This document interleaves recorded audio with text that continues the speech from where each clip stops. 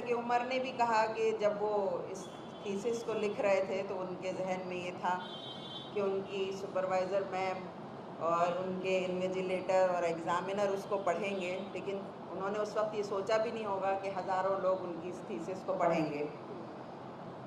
और ये किताब हमें मिली, बेइंतहा खुशी का वक्त था, लेकिन साथ ही एक बहुत गम भी है साथ में कि उमर हमारे बीच में मौजूद नहीं है। जिन्होंने ये किताब लिखी वो आज सलाखों के पीछे है।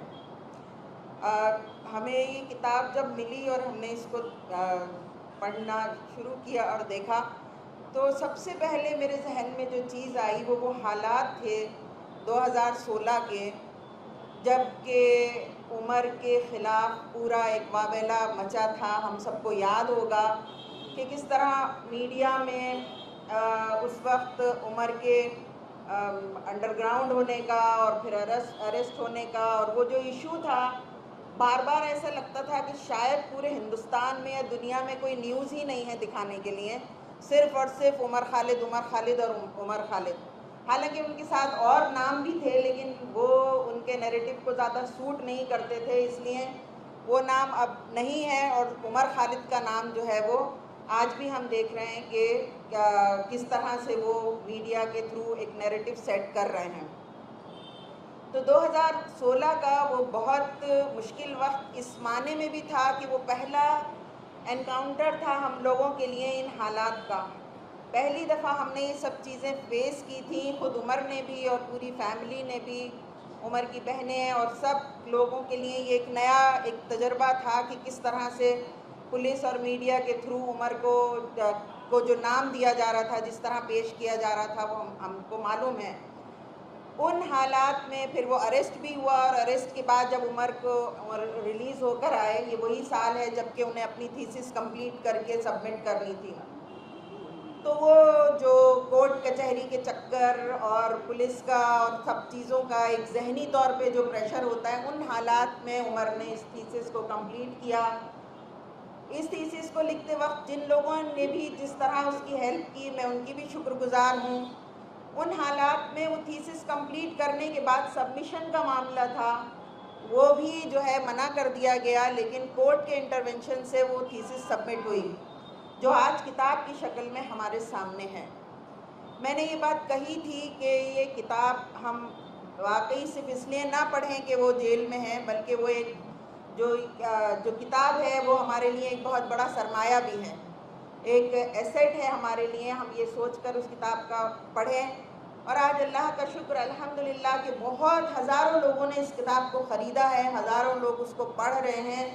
और मैं समझती हूँ कि कहीं ना कहीं उमर को जानने और पहचानने का एक नया मौका है उनके लिए, क्योंकि हम ये भी जानते हैं कि जो ये मीडिया का नैरेटिव है उसके ज़रिए से मासेस में, अवाम में उमर की जो तस्वीर है उसको हम सोच भी नहीं सकते कि किस तरह।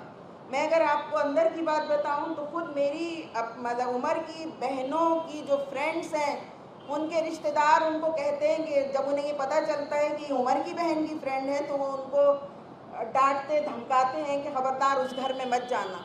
लेकिन जिन लोगों ने उमर को करीब से देखा है, जो जानते हैं, वो उसको सपोर्ट भी करते हैं, वो उसके को बहुत डिफेंड करते हैं, वो सब ये मालूम है। लेकिन जाहिर है कि हर कोई उतना करीब से ना फैमिली को ना उमर को जान सकता है, लेकिन ये मौका है इस किताब के ज़रिए से कि हम उसको जानें, उसके ख़यालात को जानें, वो किस लिए खड़ा हुआ, वो किसकी बात कर रहा था।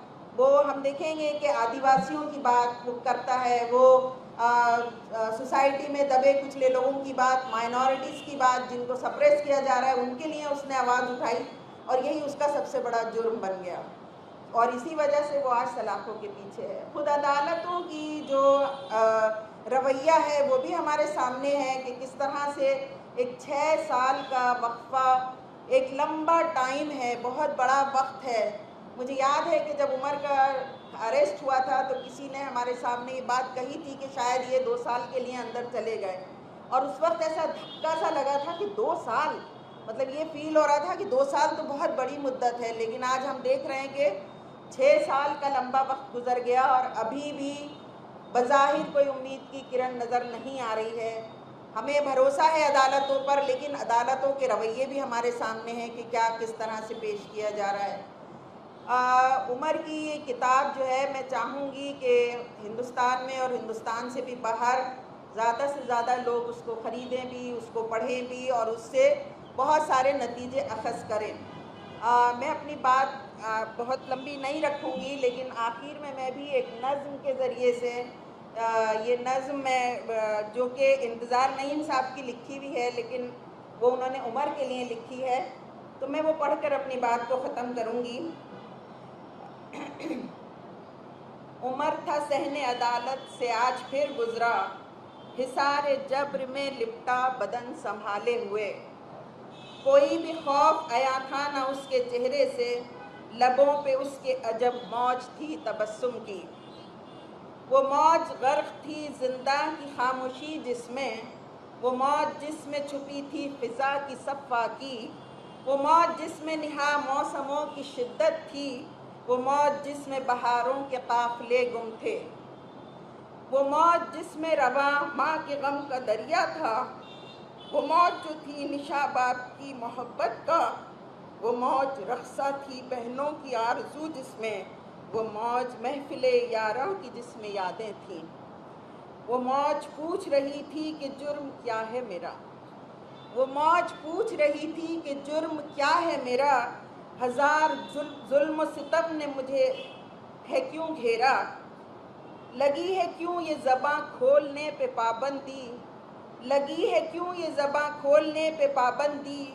है दूर क्यों भला तकदीर रंग बू मुझसे, उमर जो सहने अदालत से आज गुज़रा तो सदा ये गूंज रही थी कहाँ है आज़ादी, सदा ये गूंज रही थी कहाँ है आज़ादी। उमर खालिद के जन्म दिवस की पहले तो बहुत बहुत बधाई।